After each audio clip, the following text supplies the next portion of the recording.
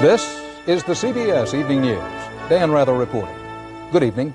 President Bush tonight delivers his first Oval Office speech to the nation. Subject, his plans for fighting the drug plague at home and abroad. Senator Joe Biden of Delaware will then deliver the official response of congressional Democrats. With many public opinion polls indicating drug crime and violence continuing to be the #1 concern among Americans, with whole neighborhoods being destroyed by addiction and death, questions abound about the war on drugs. White House correspondent Wyatt Andrews begins our coverage. Not since President Bush's inaugural address has he refined and rehearsed a speech as much as this one. He sees tonight's address and the drug strategy he will present as one of his most important acts as president.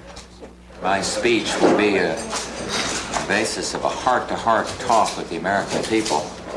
There's no question that the drugs are quicksand of our entire society. According to White House aides, this will not be a speech with any magic answers to the drug crisis. Instead, Mr. Bush will sell the idea, his theme, that everybody counts, that drugs should be attacked from all sides. Some of the highlights: a get tough policy in the nation's schools, a demand that colleges and school systems adopt user sanctions against drug abusers in order to keep receiving federal funds, a new emphasis on drug treatment, federal grants totaling $925 million, but again with strings attached. Treatment centers must treat cocaine addiction specifically. A broad expansion of foreign aid to drug-producing countries, the Andean strategy, $449 million, largely to help Bolivia, Peru, and Colombia wipe out the sources of cocaine.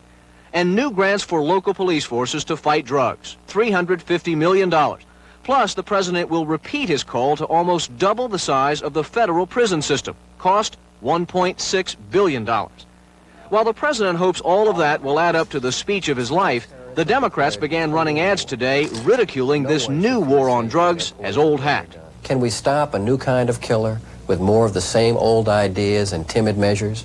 Other Democrats wanted to know how the president will pay for what he is proposing and threatened the president with new taxes. There's nothing to prohibit us from coming up with a $2 billion tax bill and slapping it right on top of the Bennett proposals, and I'm prepared to do just that. What infuriates some congressmen the most is that the president will be asking for new money tonight, $2.2 billion, and yet will only suggest some ways that Congress might cut other programs to raise the funds. He declares the war, one congressman complained, while we have to nickel and dime to find the money. Wyatt Andrews, CBS News, the White House. Correspondent Bob Schieffer is tracking some first reactions to the new Bush anti-drug strategy. Some of those reactions along political lines, some from America's front lines, where, after all, the war will be won or lost. Time will be 4:25. Door to Dime Rock for $8. Drug stings like this are around-the-clock business for the Houston police, so these cops and police all across the country really like the president's idea of focusing more of the fight on neighborhood law enforcement. In Chicago, where another drug roundup was underway, dealers were making $6,000 a day on one street corner alone. Chicago cops say just the sight of a drug bust is a deterrent. For every 25 or 50 people we arrest, our suspicion is that at least 100 at the scene or who approached the scene while we were making an arrest will turn around and leave and not go back. The problem is so bad, politicians are beginning to say there must be a crackdown on users as well as dealers. These middle and upper income people that drive into low income neighborhoods and buy drugs on the street corner, they're just as responsible, and we ought to seize their automobiles. Local officials also like the new administration emphasis on building more prisons, but warn that just putting dealers and users away won't come cheap and is only part of the solution. It costs $10,000 a year to keep this guy off the street from stealing from his neighbors. It just makes all the sense in the world to me to add another $200 a year and give him some drug treatment. Right there, you find it. And that's what you hear all over the country, that it will take more than just good intentions or even first-class treatment facilities like this one in Houston. I'm going to share a statement with you. It's going to take money, a lot of it for a long time. We do not have the funds to operate this facility. We've got a 250-bed facility here, and today we're operating 60 beds today. Finding the money to pay for it without wrecking existing social programs is what really worries local officials. We're being told that The money will come from someplace, but we're not going to raise taxes. That's fine. Don't raise taxes. But don't take it from the other programs that complement this effort. It should be properly funded. Right now, it's a real joke in terms of the resources that have been provided by the federal government to cities all across America. And that's very much the feeling here. Until Congress gets a lot more detail on just how the president intends to pay for all this, there will be considerable doubt here as to just how serious the administration really is. Bob Schieffer, CBS News at the Capitol. Still ahead on tonight's CBS Evening News, Eric Ingberg looks at how far drugs have spread across the land. And Richard Threlkeld looks at what happened the last time our country fought cocaine.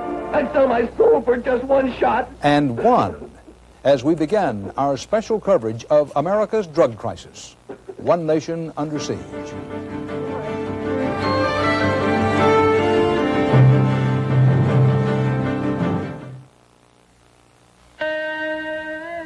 It's hard to face the day, but he knows your favorite way.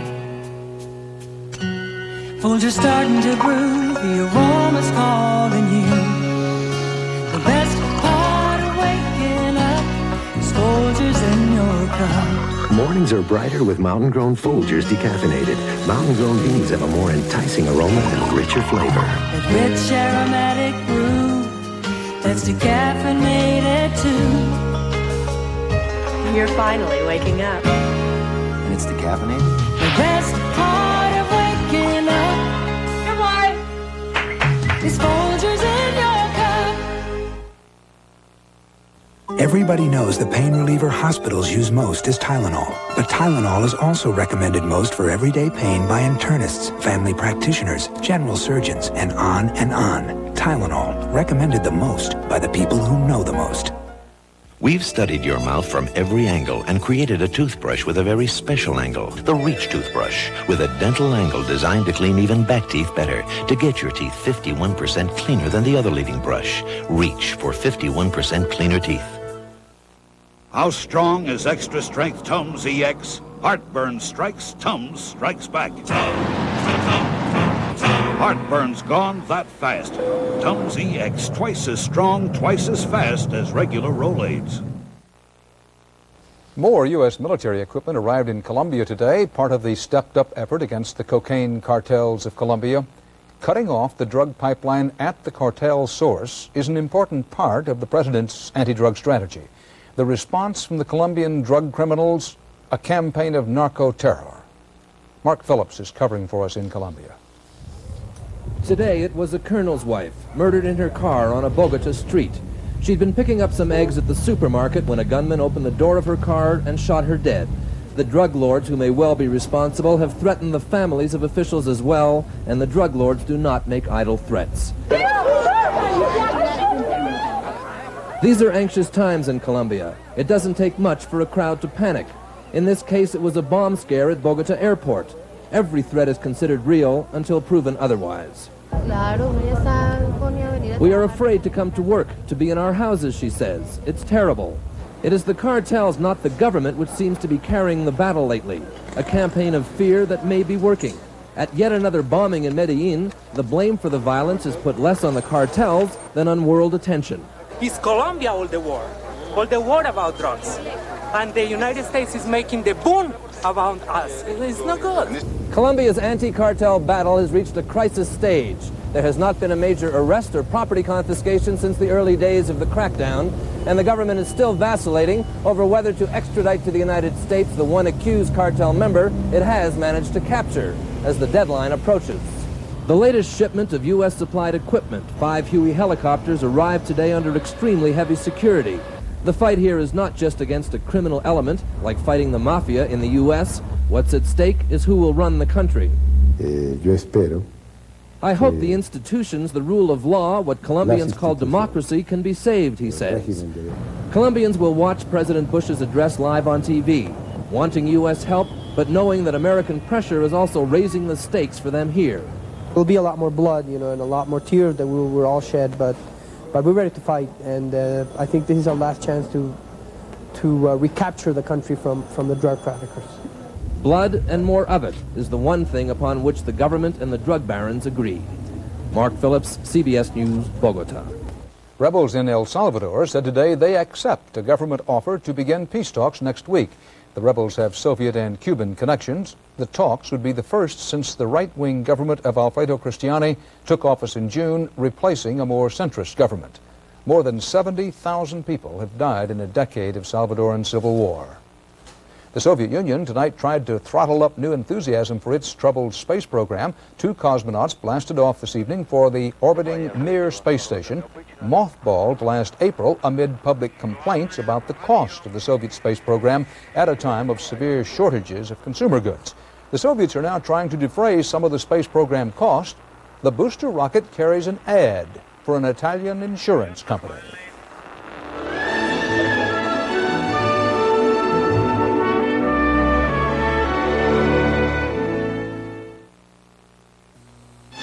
Feel your oats with Post Oat Flakes. Feel your oats with Post Oat Flakes. Golden toasted flakes with whole grain oat nutrition and a crunchy oat taste. Feel your oats with Post Oat Flakes.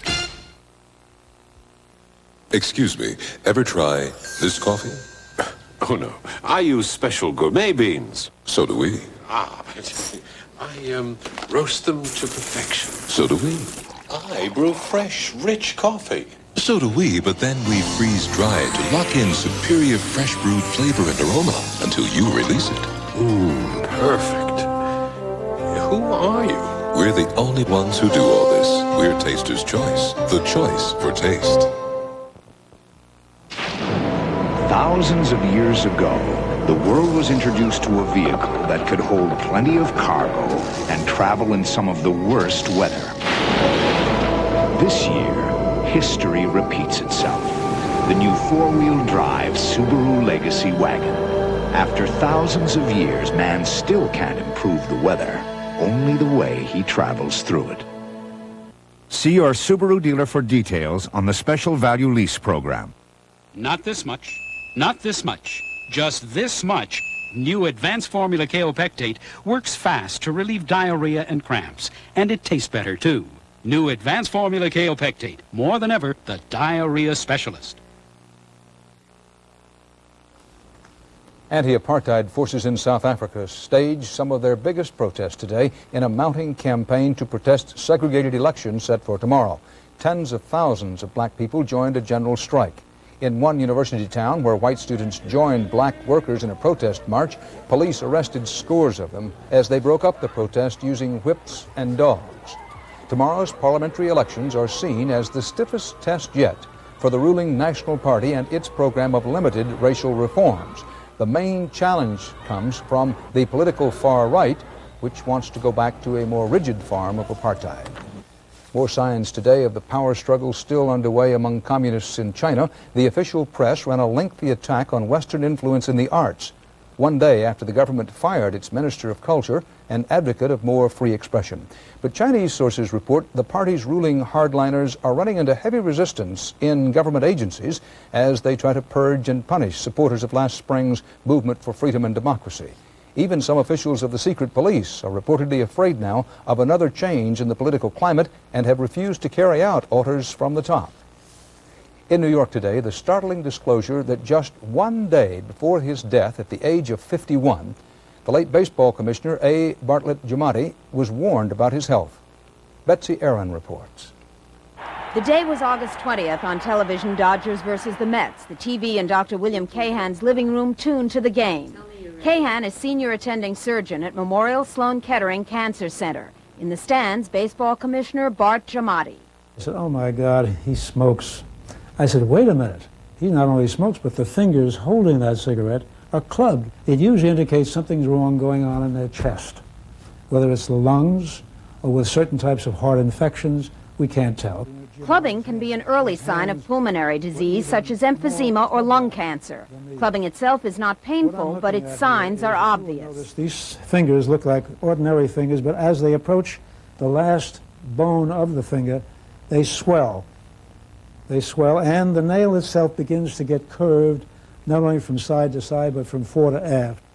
Lung surgeon Kahan, a longtime crusader against smoking, wrote to the president of the American League, who was himself a doctor, Dr. Bobby Brown. He wanted to help Giamatti.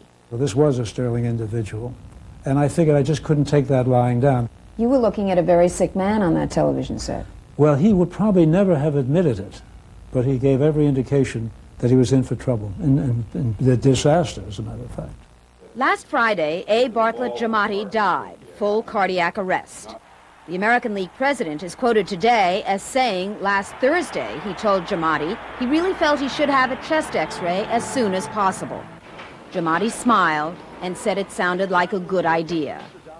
Betsy Aaron, CBS News, New York. For the tennis world today, it was farewell to a phenomenon and to an unforgettable career. Classy Chris Everett, appearing in her 19th and last U.S. Tennis Open, faced Zina Garrison in the quarterfinals. The 34-year-old Everett had beaten Garrison 9 times in their 10 previous meetings, but today, the 25-year-old Garrison fought to a 7-6, 6-2 victory. All that remained was a standing ovation for Everett and memories of 101 U.S. Open wins, more than any player in history. And one can only guess at the courts.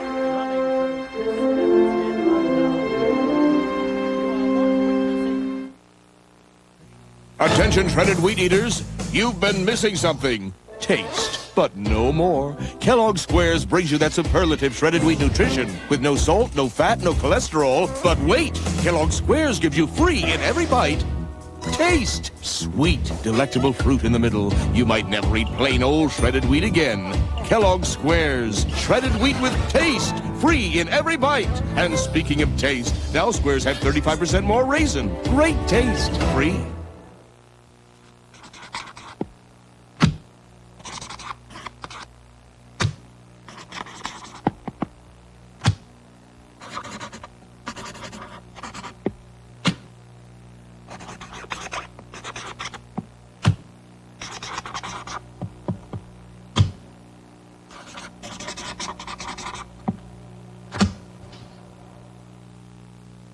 When people count on you, count on Post-it brand notes.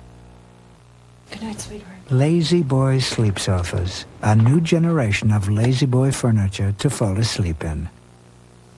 Grandma, will you leave the light on? Thank you. When my minor arthritis pain acts up, even little things are a big effort. But I don't take aspirin anymore. I take Advil. Advil gives me hours of relief from arthritis pain, and it's gentler to my stomach than aspirin. Advil, advanced medicine for pain. The crack and coke shoveled into the streets and bloodstreams of America's young doesn't stop in our major cities anymore.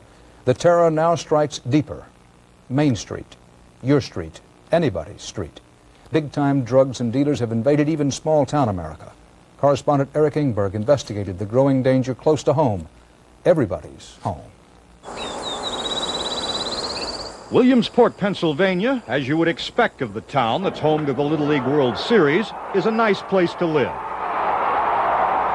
It is also a nice place to deal drugs. An individual in the drug who's dealing drugs can move to an area like this, not have the competition that he or she had in a metropolitan area, and not have the physical risk either. The turf wars don't exist, so it's, well, for lack of a better way to explain it, it's a good place to do business sometimes in rural America.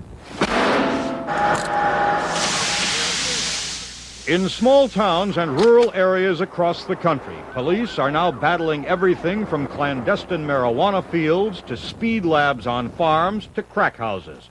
And the pushers are finding big city tactics work just fine in Main Street America. Anything you say, Kenny, will be used against you in a court of law. In Wilkes-Barre, Pennsylvania, the chief of police told us of a 12-year-old kid with a walkie-talkie on his belt in a housing project peddling cocaine for a Jamaican dealer in New York. It's easy to go out and buy drugs. Mark Fisher, a one-time cocaine dealer in Williamsport, who now crusades against drugs. I don't care what city you go to, what town you go to, you give me some money and you put me in an area and give me 12 hours, I'll find you drugs.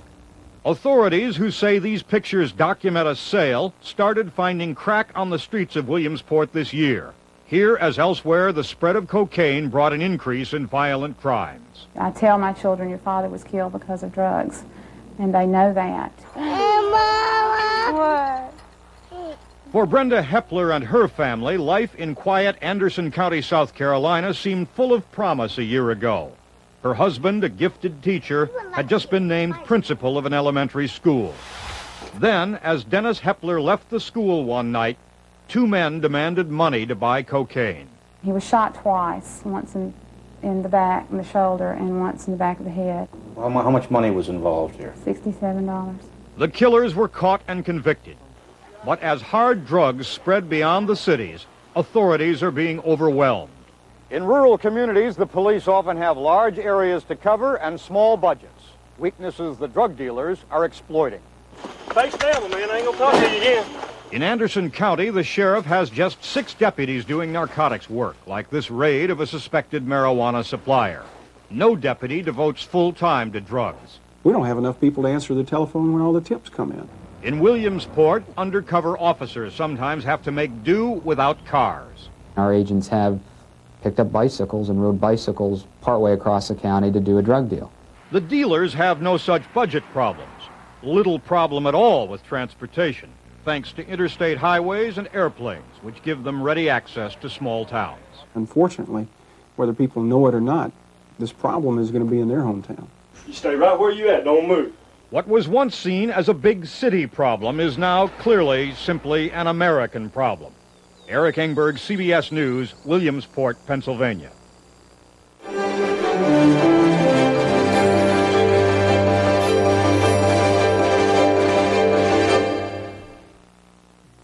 The delicious crunch of crackling oat bran has gotten you in trouble again. How do you defend yourself?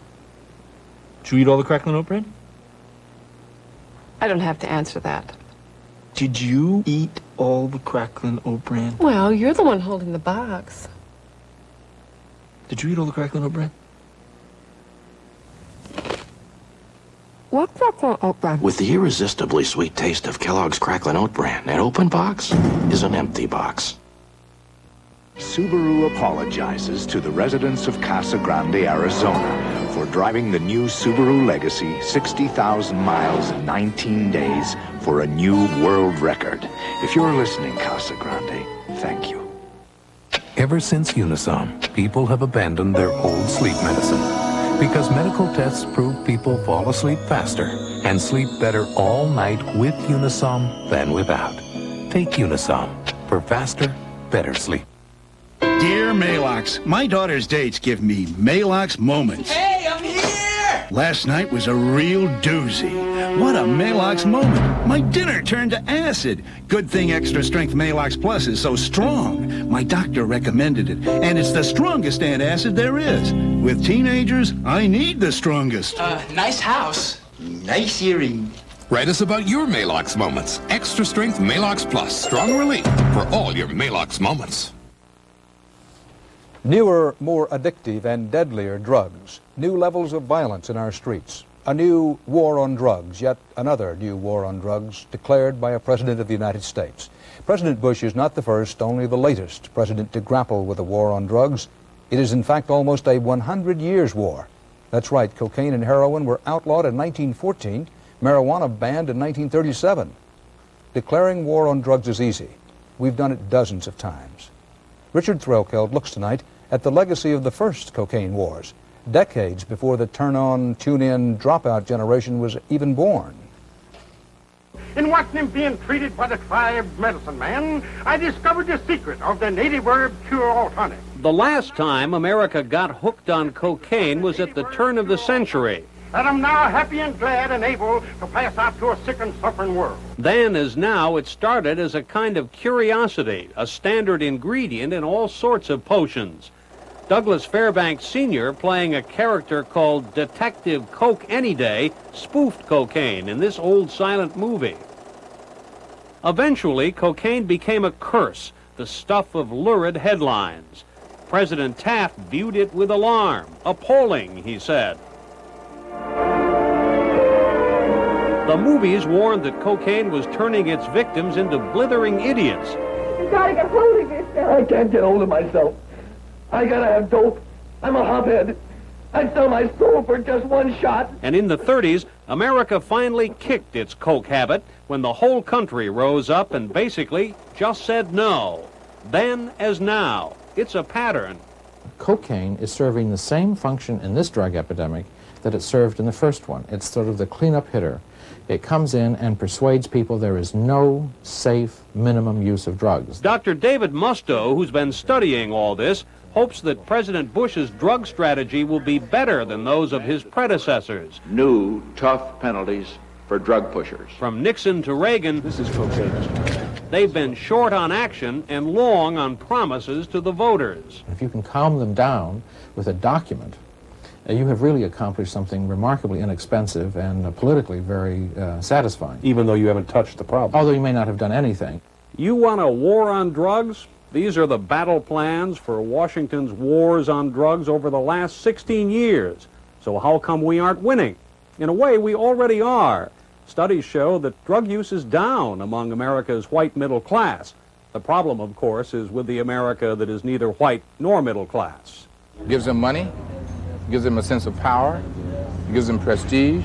Terry Williams has spent the last 4 years studying the inner city kids who peddle drugs. It's a big business that blossomed 6 years ago when, in the midst of a recession, Washington cut back on its help to the big city poor, and along came crack.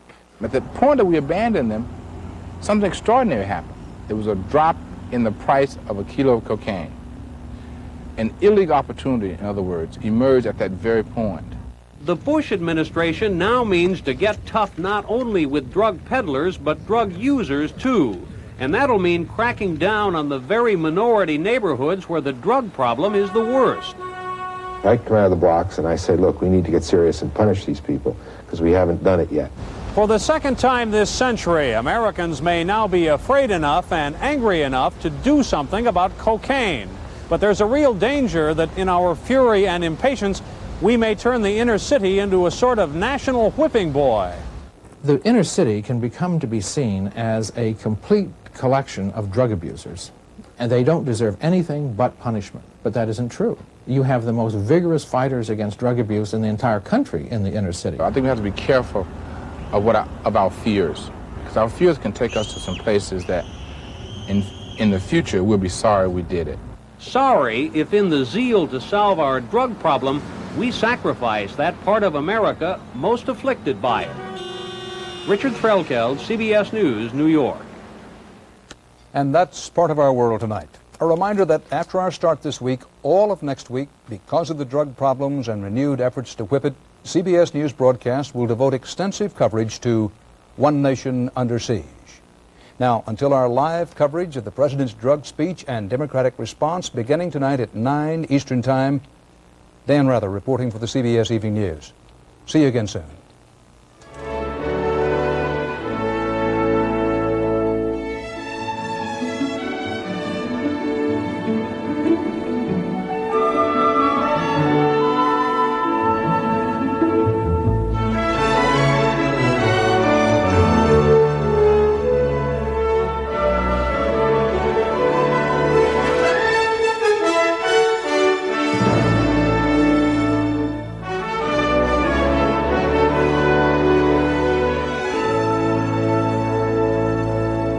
I'm Harry Smith. Will the president's drug plan make a difference? Tomorrow, we'll ask drug czar William Bennett. Also, Ali Sheedy on her battle with drugs on CBS This Morning. This is CBS.